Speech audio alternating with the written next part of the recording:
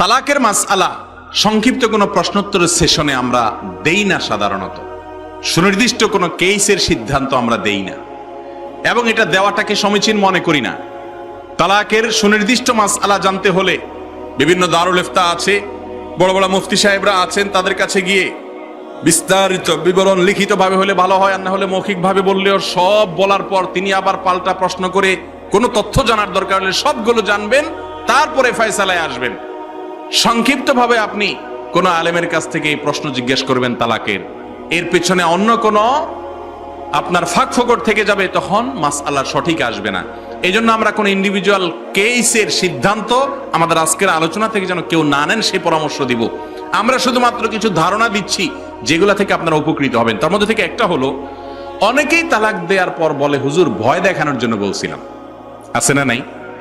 এগুলা যারা হুজুর আছেন, আলেম মুফতি সাহেব আছেন, তারা জানেন, এই অভিজ্ঞতা ইমাম সাহেবদের বেশি, যে আয়েশা বলে হুজুর আমি তো দিছি ঠিক আছে, কিন্তু আমি তো আসলে সত্যি সত্যি দেইনি, এটা দিছি হলে তাকে ভয় দেখানোর জন্য।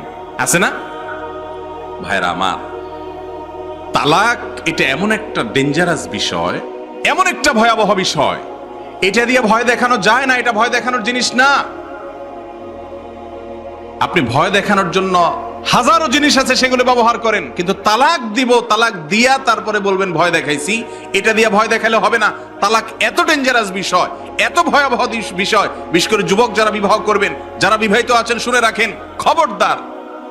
বনিবনা হচ্ছে না, যদি দুই চারটা গায়ে হাত দেনও সেটারও সমাধান আছে, কিন্তু তালাক দিয়ে ফেলেছেন, এটার সমাধান আর নাই। নবী করিম সাল্লাল্লাহু আলাইহি ওয়াসাল্লাম বলেছেন সালাসুন জিদ্দুহুন্না জিদ্দুন ওয়া হাজলুহুন্না জিদ্দুন, তিনটা কাজ এমন আছে যে কাজগুলো সিরিয়াসলি করলে যা হবে, হেসে হেসে মজা করতে করতে দুষ্টামি করে করলেও তা হবে, অর্থাৎ ঘটে যাবে, ওইটা ঠেকানো যাবে না। আপনি তালাক দিয়ে এসে বলবেন হুজুর আমি তো রাগের মাথায় দিছিলাম, মাথাটা ঠিক ছিল না। তো আমি বলবো আরে আফসোস করতে পারবো, কিন্তু তাই বলে আপনার সাথে আপনার স্ত্রীর জোড়া দেওয়ার ক্ষমতা আমার থাকবে না যদি তালাক হয়ে যায়। কথা কি বুঝাতে পারছি? প্রায় শতকরা 99% মানুষ আয়েশা বলে যে হুজুর রাগের মাথায় দিয়ে দিছি, মাথাটা গরম হয়ে গেছিল, নিজের ঠিক রাখতে পারে না, তালাক দিয়ে ফেলছি। আমি তাদেরকে বলি ভাই রে, আপনি রাগের মাথায় একটা ধারালো ছুরি নিয়ে একজনের পেটে ঢুকাই দিলেন, বুকে ঢুকাই দিলেন, ঢুকাই দিয়ে এরপরে আয়েশা বলতেছেন ভাই আমি তো আসলে তাকে মারতে চাই নাই, রাগের মাথায় মাথাটা গরম হয়ে গেছে তাই ঢুকাই দিছি। আপনি এটা বললে কি ওই মানুষটা জিন্দা হয়ে যাবে? মরা মানুষ জিন্দা হবে? যে মরার সে ঠিকই মরে যাবে। এখন আপনি আফসোস করতে পারেন, কিন্তু আর তাকে জীবিত করতে পারবেন না। তালাকটা ঠিক একই রকম, আপনি তালাক দিয়ে ফেলেছেন, এখন বলতেছেন হুজুর রাগের মাথায় দিয়েছে, কোনো লাভ নাই।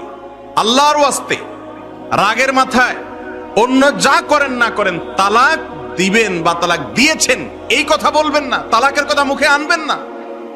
এটা আনার জিনিস না, মুখে আনার জিনিস না, কথায় কথা বলার জিনিস না। আমি ছোটবেলায় এক মাদ্রাসায় যখন পড়তাম, তখন এক বাড়িতে লজিং ছিলাম, জায়গির ছিলাম।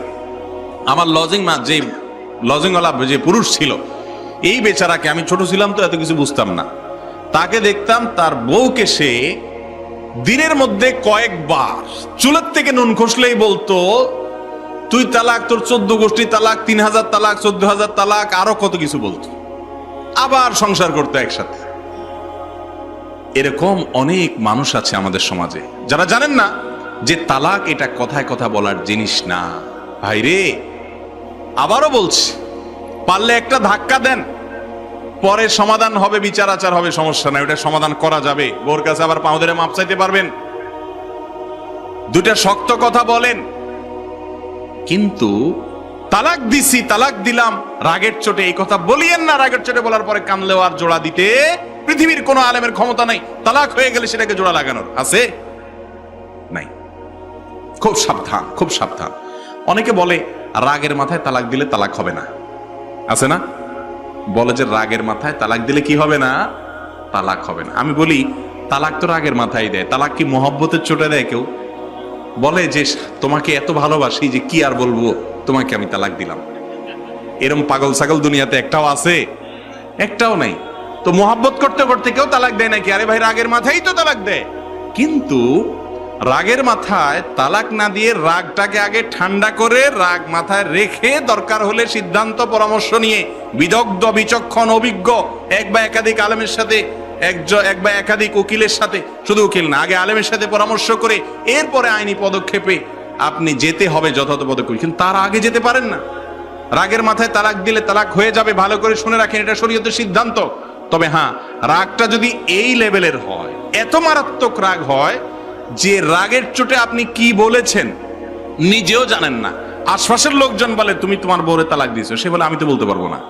মাথা এরকম গরম হয়েছে যে সে আধা পাগল হয়ে গেছে, মস্তিষ্ক বিকৃত হয়ে গেলে সেন্সলেস হলে যেরকম হয় এরকম হয়ে গেছে, কি বলছে সে বলতে পারে না, জানে না। এরকম যদি হয় তাহলে সেক্ষেত্রে সেই রাগের মুহূর্তে তালাক হবে না। আমার এই মাসালা শুনে আবার আপনি রাগের মুহূর্তে তালাক দিয়েছেন, সেটা হবে কি হবে না এটা খাটাইতে যাবেন না। আবারও বলতেছি, কিন্তু সাবধান, ওইটা কোনো আলেম কোনো ফতোয়া বিভাগে গিয়ে সিদ্ধান্ত নেবেন। আমি শুধু মূলনীতি বলতেছি যে রাগের মাথায় তালাক দিলে কিন্তু তালাক হবে। যদি রাগের চোটে পাগল হয়ে যান, কি বলছেন জানেন না, আপনি একেবারে খবরই নেই আপনার কি মুখ দিয়ে বের হয়েছে, তাহলে সেটা মাফ, তালাক হবে না। আর যদি এমন হয় আপনি একটা বলতে গেছেন, মুখ ফুসকে আরেকটা বের হয়ে গেছে, আসলে আপনি তালাকের কথা বলতে চান নাই, ইচ্ছার বাহিরে হয়ে গেছে, তাহলে তালাক হবে না। আর যদি আপনি মুখ দিয়ে ইচ্ছাকৃতই বলেছেন, কি বলছেন সেটা জানেনও, তবে মাথা রক্ত ছিল, রাগ ছিল, গরম ছিল, তাহলে সে অবস্থায় তালাক দিলে শরীয়তের মাসআলা হলো তালাক পতিত হবে। অতএব রাগের মাথায় তালাক দেওয়া যাবে।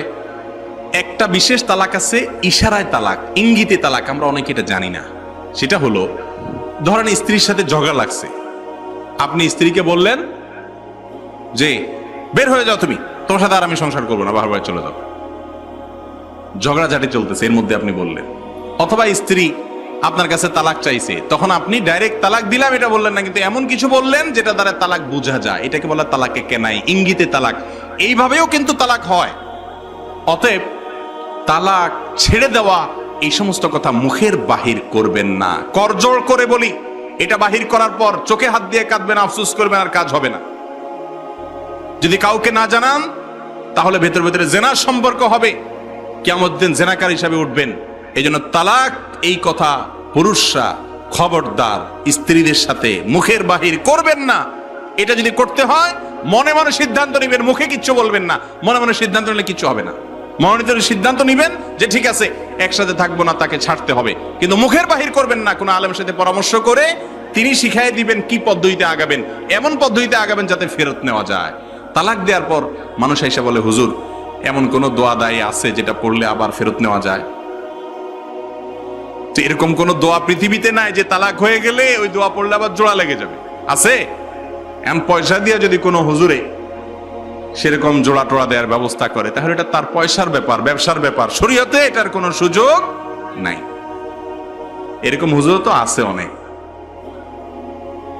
আমরা এক গল্প শুনেছি যে এক মাদ্রাসার এক হুজুর, উনি এক জায়গায় বিয়ে পড়াইতে গেছেন, সাথে কিছু তালেবেলে মানুষের ছাত্র নিয়ে গেছেন। তো বিয়ে পড়ার পরে খাওয়া দাওয়া বিদায় দিয়ে দিস। হুজুর ঠিক আছে তাহলে আমাদের জন্য দোয়া করেন, জামাই মুসাফা সভা করে হুজুরে বিদায় দিস। হুজুর কয় মানে হাদিয়াটা দিয়া তো পয়সা, হুজুর এটা পরে দেখা করুন আপনার সাথে আমি। হুজুর বুঝছে যে এটা তো মারিং পুরাই, পয়সা তো আর দিবেন না, খাওয়াই বিদায় দিয়ে দিস। তো হুজুর বলতেছে সাথে থাকা ছাত্রদেরকে, এই দোয়া উল্টা পড়, বিয়া ভাঙ, দোয়া উল্টা পড়া ধর, বিয়া ভাঙ। ছেলে ভয় কা, হুজুর থামেন থামেন, উল্টা দোয়া পড়েন না, বহুত কষ্টে বিয়া পড়াইছি, এত খরচ বরচ করছি, আপনার হাদিয়া আনতিস, যা পরে হাদিয়া না হুজুর বিদায় দিস। তো এরকম হুজুরও হয়তো আছে। তালাক হয়ে গেলে কোন হুজুরের বাপের ক্ষমতা নাই, সারা দুনিয়ার সমস্ত হুজুরের একসাথ হয়ে গেলে শরীয়ত অনুযায়ী তালাক হয়ে গেছে। এবং তালাক যদি আর ফেরতযোগ্য তালাক না হয়, তাহলে তাহলে মুগাল্লাজা যদি হয়ে যায়, বিচ্ছেদ হওয়ার মতো তালাক হয়ে যায়, তো আপনাদের মধ্যে আবার জোড়া লাগানোর ক্ষমতা হুজুরের খুব ডেঞ্জারাস।